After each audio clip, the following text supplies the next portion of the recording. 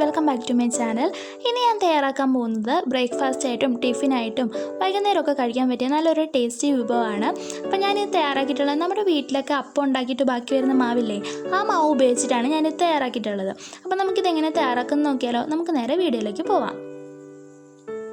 ഇതിനായിട്ട് ഞാനിവിടെ എടുത്തു വെച്ചിട്ടുള്ളത് അപ്പത്തിൻ്റെ മാവാണ്. അപ്പോൾ ഫ്രിഡ്ജിൽ ഇരുന്ന മാവായിരുന്നു. അപ്പോൾ ഞാനിത് ഉണ്ടാക്കുന്നതിന് അല്പം മുമ്പ് പുറത്തെടുത്ത് വെച്ചിട്ടുള്ളതാണ്. അപ്പോൾ ഒരിക്കലും തണുത്ത മാവ് ഇത് ഉണ്ടാക്കാൻ വേണ്ടി എടുക്കരുത് കേട്ടോ. ഞാൻ ഇതിലേക്ക് അല്പം ഉപ്പ് ചേർത്തെടുത്ത് മിക്സ് ചെയ്ത് വെച്ചിരുന്ന കേട്ടോ.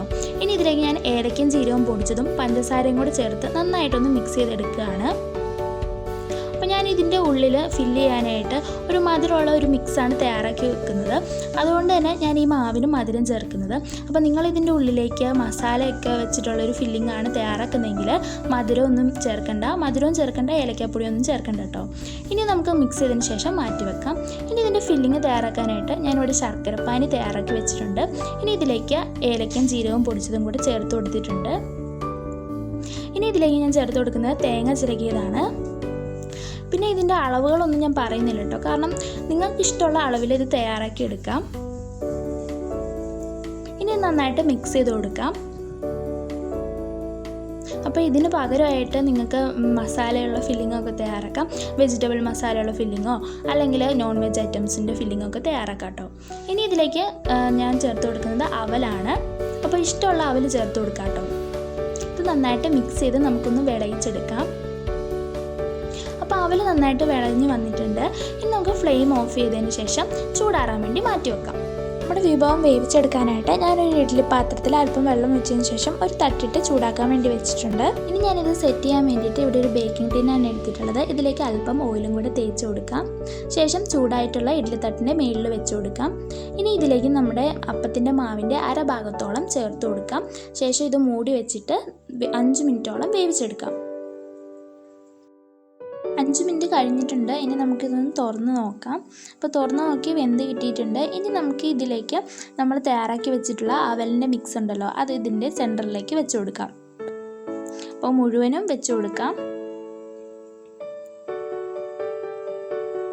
അപ്പോൾ നടുഭാഗത്ത് വേണം കൂടുതൽ ഫില്ലിങ് വെക്കാനായിട്ട്. സൈഡ് ഭാഗത്ത് ഒരുപാട് ഫില്ലിങ് വെക്കേണ്ട ആവശ്യമില്ല. നമ്മൾ ഫില്ലിങ് വെച്ച് കൊടുത്തതിന് ശേഷം ഒരു സ്പൂൺ ഉപയോഗിച്ച് ഇതുപോലെ ഒന്ന് ലെവൽ ചെയ്ത് കൊടുക്കാം. അപ്പോൾ ഞാൻ മുഴുവൻ ഫില്ലിങ് ഇതുപോലെ വെച്ചതിന് ശേഷം നന്നായിട്ട് ലെവൽ ചെയ്ത് കൊടുത്തിട്ടുണ്ട്. ഇനി നമുക്ക് ഇതിൻ്റെ മുകളിലേക്ക് നമ്മൾ ബാക്കി വെച്ചിട്ടുള്ള അപ്പത്തിൻ്റെ മാവുണ്ടല്ലോ, അതാണ് ഒഴിച്ചു കൊടുക്കേണ്ടത്. അപ്പോൾ നമുക്ക് അപ്പത്തിൻ്റെ മാവ് അല്പാൽപമായിട്ട് ഒഴിച്ചു കൊടുക്കാം. അപ്പോൾ ഇത് ഒഴിക്കുമ്പോൾ നമ്മളൊരു സ്പൂണോ തവിയോ ഉപയോഗിച്ചിട്ട് ഒഴിക്കാം. ഒരിക്കലും കുത്തി ഒഴിക്കരുത്. കുത്തി ഒഴിച്ച് കഴിയുമ്പോൾ നമ്മുടെ ഫില്ലിങ് ഇങ്ങനെ മുകളിൽ പൊങ്ങി കിടക്കാനൊക്കെ ചാൻസ് ഉണ്ട്. അതുകൊണ്ട് തന്നെ നമ്മൾ പയ്യെ ഒഴിച്ചു കൊടുക്കണം. അതുപോലെ തന്നെ ഫില്ലിങ് നികത്ത് നമ്മൾ ഈ മാവ് ഒഴിച്ചു കൊടുക്കണം. അപ്പോൾ ഫില്ലിങ് മൂടി കിടക്കണം ഈ മാവ് ഒഴിച്ചിട്ട്.